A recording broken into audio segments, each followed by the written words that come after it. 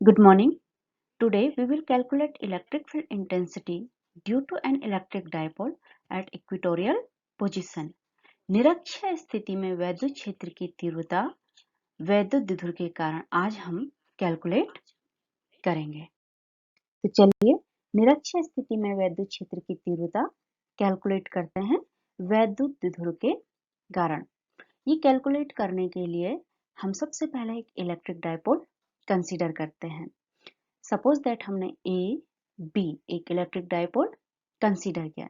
इसके ए पर Q charge और बी पर भी क्यू चार्ज रखा है, यानी दोनों पे रखा हुआ चार्ज इक्वल मैग्नीट्यूड का है, बट इनका नेचर डिफरेंट है। यानी ए पर जो चार्ज है वो प्लस है और बी पर जो चार्ज है वो क्या है, माइनस है।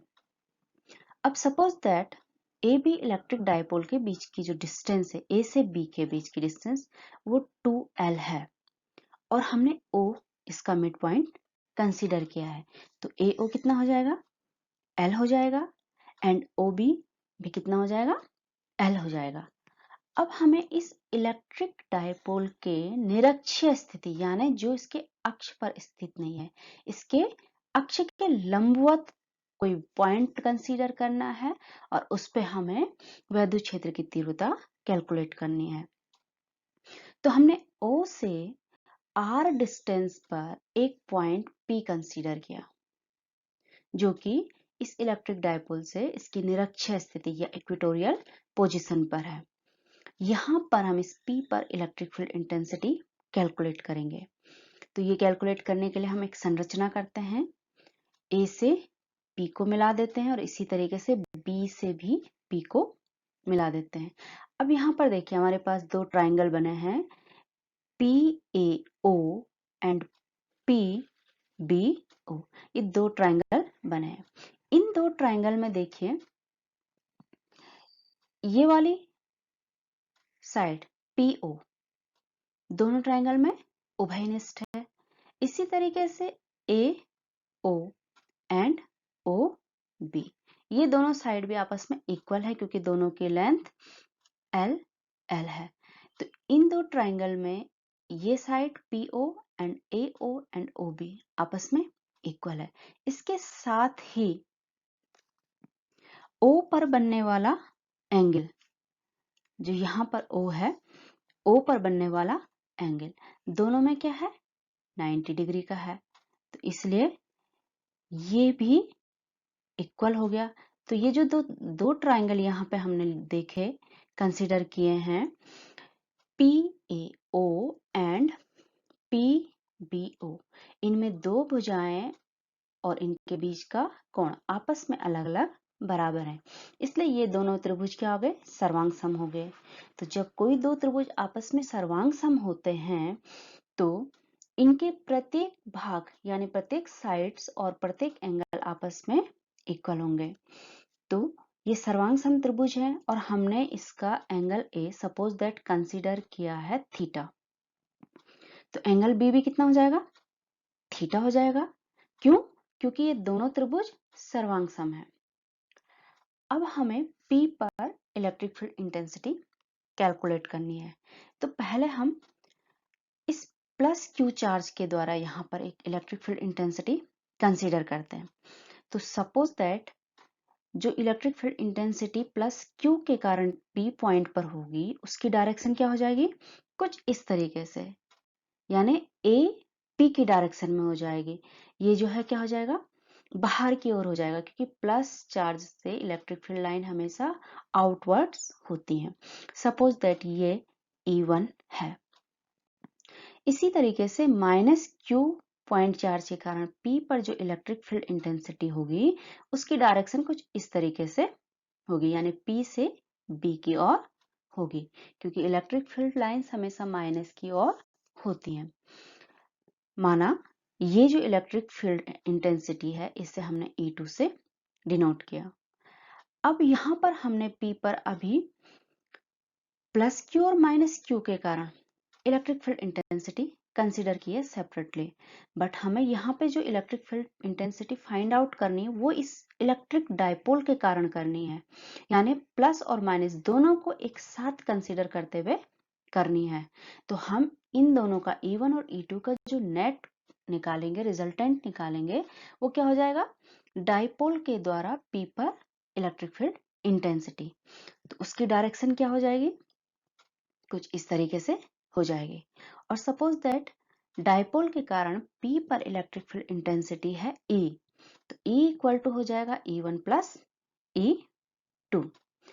अब देखिए यहाँ पे triangle P A and B, ये एक ट्राइंगल है और इस ट्राइंगल के लिए ये एंगल P एंगल, ये बाहर वाला एंगल बाह्य कोण होगा। तो किसी भी त्रिभुज का जो बाह्य कोण होता है वो उसके सामने के दो अंतःकोणों के योग के बराबर होता है। तो इस एंगल के लिए इस त्रिभुज के अंदर के दो अंतःकोण कौन सा है? Angle A and angle B. Angle A theta है, एंगल बी कितना है? थीटा है। तो ये हो जाएगा इन दोनों के सम के बराबर। तो कितना हो जाएगा? ये हो जाएगा 2 थीटा। अब हम यहाँ पर AP को कैलकुलेट करते हैं कि AP कितना आएगा। तो ये आ जाएगा √r² प्लस L²। चलिए देखते हैं कैसा आया, कैसे करके आया r² प्लस L² की पावर हाफ कैसे आया। तो हम इसे कैलकुलेट करने के लिए देखिए यहाँ पे ट्राइंगल AOP को कंसिडर करते हैं, जो कि एक समकोण त्रिभुज है। तो समकोण त्रिभुज में क्या होता है? कर्ण पर बना वर्ग यानी AP का स्क्वायर इक्वल टू शेष दो भुजाओं पर बने वर्ग के योग के बराबर होता है। तो शेष दो भुजाएं हो गई हमारे पास, एक हो गया OP का स्क्वायर और दूसरा हो गया प्लस AO का स्क्वायर। वैल्यू सब्स्टिट्यूट करें तो ये हो गया r² और प्लस L² AP²। तो AP बराबर हम लिख सकते हैं इससे r² प्लस L² होल का स्क्वायर रूट। इक्वेशन नंबर 1 हम इसे कंसिडर कर लेते हैं। तो इस तरीके से इस ट्राइंगल में हमें AP मिल गया।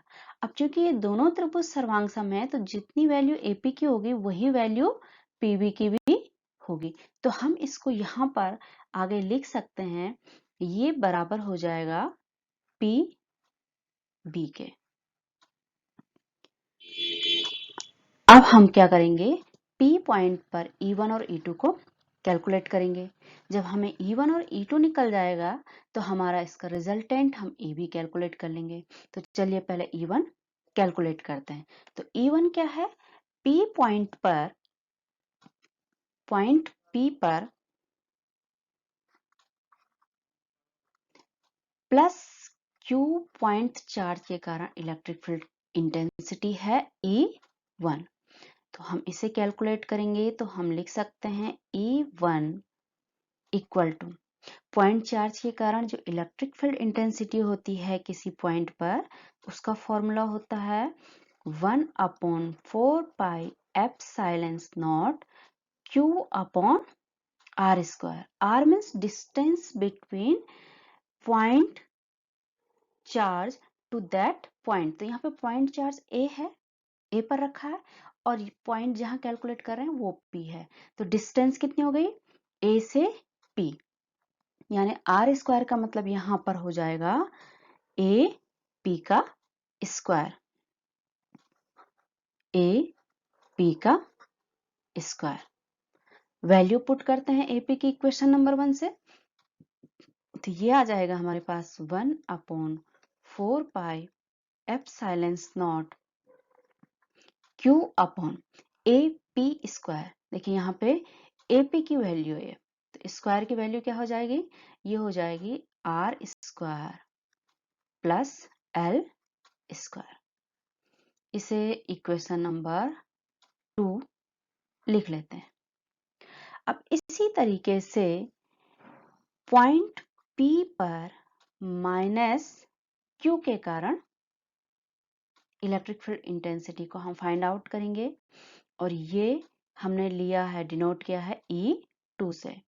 तो E2 इक्वल टू हो जाएगा 1/4 pi epsilon naught Q upon R square, and R is the distance between point charge to the point जहां हमें electric field intensity find out करनी है। तो पॉइंट चार्ज कहाँ रखा है? B पर, और इंटेंसिटी कहाँ फाइंड आउट कर रहे हैं? P पर, यानी हमें B P चाहिए। तो क्या हो जाएगा यहाँ पर? यहाँ पर हो जाएगा ये B P का स्क्वायर। फिर से हम वैल्यू सब्स्टिट्यूट करें इक्वेशन नंबर 1 से, तो ये हो जाएगा हमारे पास 1/4 pi epsilon naught Q upon R square plus L square, equation number 2। यहाँ पे स्क्वायर रूट नहीं आया क्योंकि P का स्क्वायर हमें चाहिए। अब देखिए, हमें यहाँ पर E1 मिल गया और E2 भी मिल गया। हमें इनका रिजल्टेंट लेना है। तो रिजल्टेंट लेने के लिए हमारे पास जो नेट E है वो कितना आ जाएगा? Net electric field intensity E equal to हो जाएगा हमारे पास E1 vector E1 plus vector E2। इसे इक्वेशन नंबर इसे हम 3 कर लेते हैं, 1 2 3, and this is equation number 4। अब देखिए हम इसे कैसे कैलकुलेट करेंगे। इसे कैलकुलेट करने के लिए यहाँ पर दो तरीके हैं। एक सिंपल मेथड है। सिंपल मेथड में क्या है कि E1 के हम दो कंपोनेंट ले लेंगे। एक कंपोनेंट इस डायरेक्शन में आ जाएगा जो होगा E1 cos थीटा, और एक हो जाएगा E1 sin थीटा, जो कि OP को अगर मैं आगे बढ़ाऊं तो इस डायरेक्शन में हो जाएगा, ऊपर की ओर हो जाएगा। इसी तरीके से E2 को भी दो कंपोनेंट लेंगे, तो E2 cos थीटा इस डायरेक्शन में हो जाएगा यानी E की डायरेक्शन में, और E2 sin थीटा इस डायरेक्शन में हो जाएगा, PO की डायरेक्शन में हो जाएगा। यहाँ पे कुछ इस तरीके से हो जाएगा। ये जो E2 का sin थीटा वाला कंपोनेंट है उसकी डायरेक्शन तो ये हो जाएगी, और जो इसका जो है ये वाला है इसकी डायरेक्शन ये हो जाएगी। तो यहाँ पर जो डायरेक्शन है ये जस्ट अपोजिट हो जाएंगे साइन कंपोनेंट की। ये दोनों के साइन थीटा वाले कंपोनेंट होंगे, यानी ये हो जाएगा E1 sine theta, and similarly ये हो जाएगा E2 साइन थीटा। तो ये दोनों एक दूसरे के अपोजिट हो जाएंगे, इसलिए क्योंकि इक्वल हैं तो ये कैंसिल हो जाएंगे, और हमारे पास क्या बचेगा? दोनों का ये वाला कंपोनेंट जो इस डायरेक्शन में होगा, और दोनों के इस डायरेक्शन में जो कंपोनेंट होंगे वो होगा E1 cos theta and E2 cos theta. तो हम डायरेक्टली यहाँ पर ये लिख सकते हैं, इसका वैल्यू पुट कर सकते हैं कि E equal to E1 cos theta plus E2 cos theta, क्योंकि E1 sin थीटा और E2 sin theta opposite direction में होने के कारण कैंसिल हो जाएंगे, क्योंकि ये इक्वल है बट डायरेक्शन अपोजिट है। अब इक्वल कैसे हैं ये देखिए। इक्वल इसलिए होगा क्योंकि E1 और E2 आपस में इक्वल होगा। कैसे इक्वल होगा चलिए देखते हैं। इसे इक्वल होने के लिए हम इसे लिख सकते हैं magnitude of E1 equal to magnitude of E2 vector E2। ये इसलिए इक्वल होंगे क्योंकि ये A पर स्थित चार्ज और B पर जो चार्ज है उसके कारण इलेक्ट्रिक फील्ड इंटेंसिटी है। तो A पर जो चार्ज है वो Q है और B पर जो चार्ज है Q है, यानी दोनों का मैग्नीट्यूड क्या है? इक्वल है। तो जब मैग्नीट्यूड इक्वल है तो दोनों के कारण इलेक्ट्रिक फील्ड इंटेंसिटी का जो मैग्नीट्यूड होगा वो भी इक्वल होगा। केवल इनकी डायरेक्शन में चेंज होगा, E1 और E2 की डायरेक्शन में चेंज होगा। डायरेक्शन में चेंज इसलिए है क्योंकि जो ये पॉइंट चार्ज हमने कंसीडर किया है ये प्लस और माइनस हमने लिए हैं, तो इनकी जो नेचर है अपोजिट है, इसलिए इनके डायरेक्शन अलग हो जाएंगे, जबकि इनका मैग्नीट्यूड इक्वल होगा। तो चाहे हम यहाँ पे direct E1 cos theta plus E2 cos theta लिख सकते हैं, परंतु मैं इसे फुल तरीके से आपको समझाती हूँ कि हम इसे जो है कैसे सॉल्व करेंगे मैथमेटिकल। हम यहाँ पर समांतर चतुर्भुज के नियम को लगाएंगे। तो इसका अगर मैग्नीट्यूड इक्वल है तो हम इसे लिख देंगे मॉड ऑफ E1 E2 को हम इस तरीके से लिख सकते हैं मैग्नीट्यूड। इसे मैं इक्वेशन नंबर ए कंसीडर कर लेती हूँ। अब हमारे पास इक्वेशन थी इक्वेशन नंबर 4 में E equal to E1 plus E2, ठीक है। तो हम यहाँ पे अप्लाई करेंगे समांतर चतुर्भुज का नियम। कभी भी हम वेक्टर राशि को जब ऐड करते हैं तो उसमें हम समांतर चतुर्भुज के नियम से या ट्रायंगल के नियम से उसे जोड़ सकते हैं।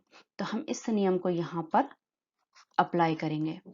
इस नियम को जब हम अप्लाई करेंगे तो डायरेक्ट हम यहाँ पे फॉर्मूला लिख देंगे और फॉर्मूला क्या हो जाएगा E equal to under root पहले का स्क्वायर यानी E1 स्क्वायर, दूसरी वेक्टर क्वांटिटी का स्क्वायर यानी E2 square plus 2E1 E2 into cosine of the angle between these two vector.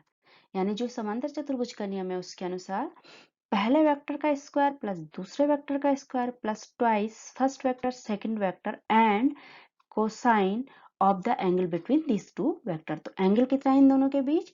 Angle है 2 थीटा का। E1 और E2 के बीच जो एंगल है वो है 2 थीटा। तो 2 थीटा का कोसाइन यानी यहां पर आ जाएगा ये cos 2 थीटा और इस होल का हो जाएगा ये स्क्वायर रूट। तो इसे अगर मैं इक्वेशन नंबर स्मॉल b से डिनोट करूं तो ये आ जाएगा हमारे पास net electric field intensity at a point of P। अब देखिए इक्वेशन नंबर ए में हमने अभी कैलकुलेट किया कि E1 इक्वल टू E2 के है, क्योंकि जो E1 और E2 है इनका मैग्नीट्यूड इक्वल है, क्योंकि इलेक्ट्रिक डायपोल के दोनों पॉइंट चार्ज का मैग्नीट्यूड इक्वल है। तो इक्वेशन नंबर बी में इक्वेशन नंबर ए से वैल्यू पुट करते हैं। तो देखिए क्या लिख सकते हैं हम इसे लिख सकते हैं equal to under root E1 square. चलो E1 को E1 ही रहने देते हैं और E2 की जगह हम लिख सकते हैं E1 square and same that twice E1 और यहाँ भी E2 को रिप्लेस कर लें E1 से। तो ये हो जाएगा cos 2 थीटा होल का स्क्वायर रूट। आगे कैलकुलेट करें, ये हो जाएगा twice E1 square plus 2 E1 into E1 कितना हो जाएगा E1 square cos 2 theta whole का स्क्वायर रूट। चलिए और आगे कैलकुलेट करते हैं। ये हो जाएगा ट्वाइस E1 स्क्वायर मैंने कॉमन ले लिया तो अंदर मेरे पास बचा ब्रैकेट में 1 plus cos 2 theta and whole का स्क्वायर रूट। आगे कैलकुलेट करें, square root twice E1 square bracket में आ जाएगा 1 प्लस, देखिए cos 2 थीटा टिक्नोमेट्रिक फंक्शन है। जो cos 2 थीटा है टिक्नोमेट्रिक फंक्शन है और इसका वैल्यू होता है यानी इसका फॉर्मूला होता है। तो अगर हम इसे लिखें, इसे खोलें तो ये हो जाएगा 2 cos स्क्वायर थीटा माइनस 1। ये होता है cos 2 थीटा का फॉर्मूला का होल स्क्वायर रूट। यहाँ 1 से 1 कैंसिल कर लेंगे तो हमारे पास जो बचेगा वो आ जाएगा twice E1 square into 2 cos square theta whole का स्क्वायर रूट। आगे से लिखें तो ये हो जाएगा हमारे पास E equal to under root 4 E1 square cos square theta whole का अंडर रूट से बाहर ले आए तो ये हो जाएगा ट्वाइस E1 cos थीटा। इसे इक्वेशन नंबर सी हम लिख लें। हमने E1 कैलकुलेट किया था तो E1 की वैल्यू यहाँ पुट करें तो ये आ जाएगा 2 into 1/4 pi epsilon naught Q upon R square plus L square. ये हमने स्टार्टिंग में कैलकुलेट किया था E1 एंड E2 तो वहीं से हम इसकी वैल्यू यहाँ पुट कर लेंगे cos theta. This is the value of resultant electric field intensity. अब हमें यहाँ पे cos थीटा की वैल्यू चाहिए तो देखिए यहाँ पे कोई भी एक ट्राइंगल ले लीजिए। चलिए मैंने लिया है ट्राइंगल AOP। इसमें देखिए cos थीटा इक्वल टू हो जाएगा आपका आधार बटे कर्ण। तो cos थीटा ये एंगल है तो इसके लिए आधार क्या हो गया AO और कर्ण क्या हो गया AP। तो cos थीटा इक्वल टू हो जाएगा AO अपॉन AP। तो हम इसे लिख सकते हैं cos theta equal to AO upon AP। Value रखते हैं तो AO की वैल्यू हमारे पास L एंड AP की वैल्यू हमारे पास under root R square plus L square and this is the value of cos theta. तो cos थीटा की वैल्यू यहां से हम ले करके कहाँ रख लें इस इक्वेशन में पुट कर लें। तो यहाँ पे हम इसे लिखेंगे कितना आ जाएगा ये हो जाएगा twice into Q upon 4 pi epsilon not R square plus L square into cos theta की वैल्यू है L upon R square plus L square का स्क्वायर रूट। तो मैं इसे लिख सकती हूँ 1/2। स्क्वायर रूट को हम हाफ लिख सकते हैं। अब इसे रीअरेंज करें और इसे इस तरीके से कुछ लिखें 1/4 पाई एप्सिलॉन नॉट। इसे आगे ले आए और हमारे पास पीछे बच जाएगा 2LQ upon R square plus L square. अब देखिए यहाँ पर R square plus L square एक ये है और एक R square plus L square ये है। तो दोनों डिनोमिनेटर में है और दोनों मल्टीप्लिकेशन में तो दोनों की पावर क्या हो जाएंगे जुड़ जाएंगे। यहाँ पर इसकी पावर हाफ है और यहाँ पर इसकी पावर 1 है तो पावर जब ऐड हो गए तो 1 प्लस हाफ कितना हो जाएगा 1 प्लस हाफ ये हो जाएगा 3/2। इतनी इसकी पावर हो जाएगी। अब देखिए इलेक्ट्रिक डाइपोल ए बी के लिए जो डाइपोल मोमेंट P होता है वो क्या होता है दोनों के बीच की डिस्टेंस पॉइंट चार्ज जो है वो कितनी ली हमने यहाँ पे 2L and multiply by the charge of either side कोई भी एक चार्ज तो कितना है वो Q। तो 2L क्यूब जो यहाँ पर हमारे पास आया है वो कितना है P।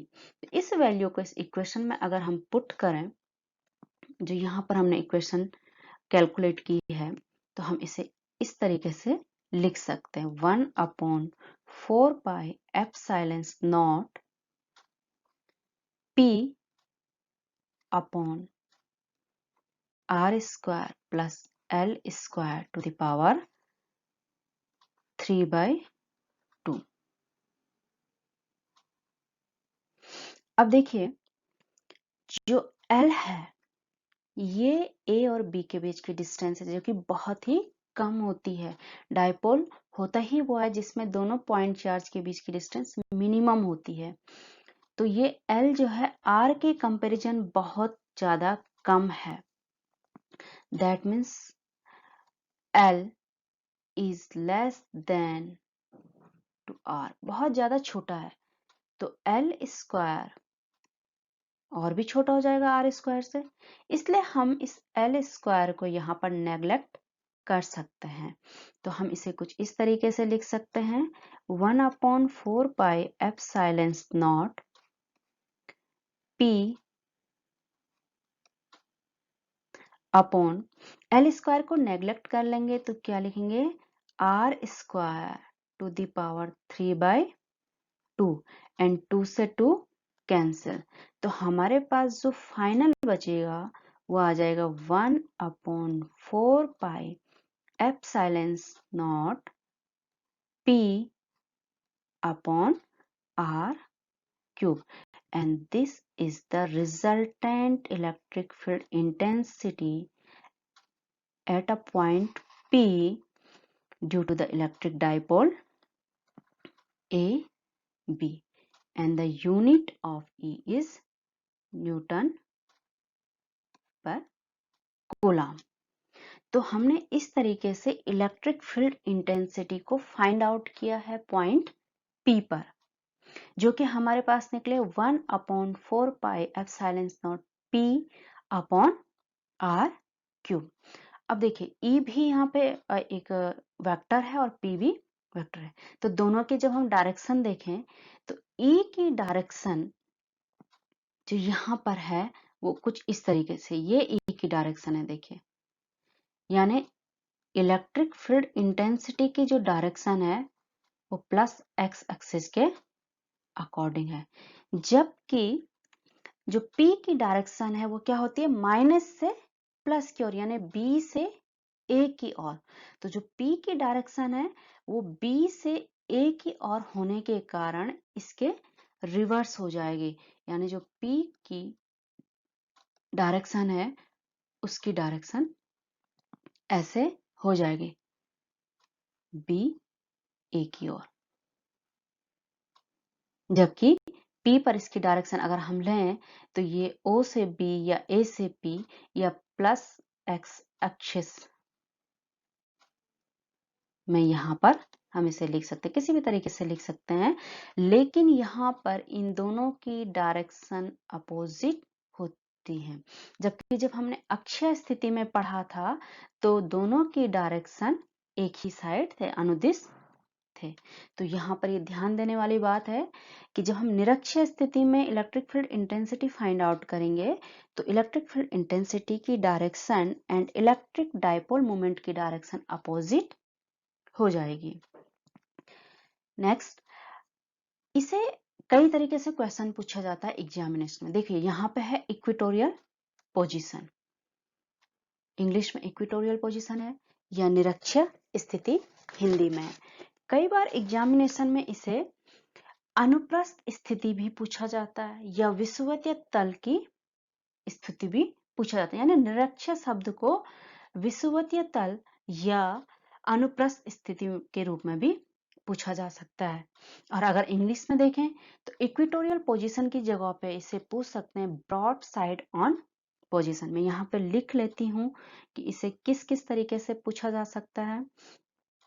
अगर इंग्लिश में देखें तो ये हो जाएगा broad side on position, broad side यानी जो डायपोल है उसके ब्रॉड साइड पर ये हो जाएगा। इस पॉइंट पर हम इसे कैलकुलेट करेंगे। और हिंदी में अगर देखें तो निरक्षीय की जगह इसे कई बार विषुवतीय भी पूछ सकते हैं, विषुवतीय तल में, क्योंकि इक्वेटोरियल को हिंदी में बोलते हैं विषुवत क्षेत्र।